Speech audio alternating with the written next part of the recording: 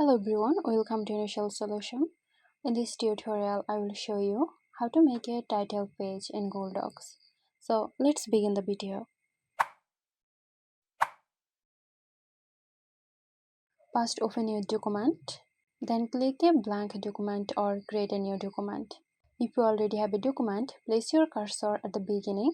Now click here and then click on the Center Align button in the toolbar. Press the Enter key several times to move the cursor toward the middle of the page. This will help create a balanced and professional looking title page. Type the title of your assignment, report or project. Now select the title, make it bold, and then you can change the text color from here. Then increase the font size if needed. Now below the title, add the required information. For example, you can add your name, school or university name, subject, course name or instructor's name.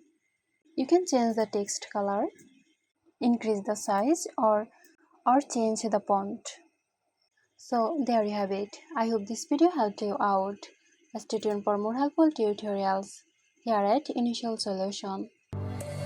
This video is sponsored by Zerosoft. Zerosoft offers graphic design, UI UX design, digital marketing and web development. Elevate your brand with Zerosoft today. For more details, check the description box.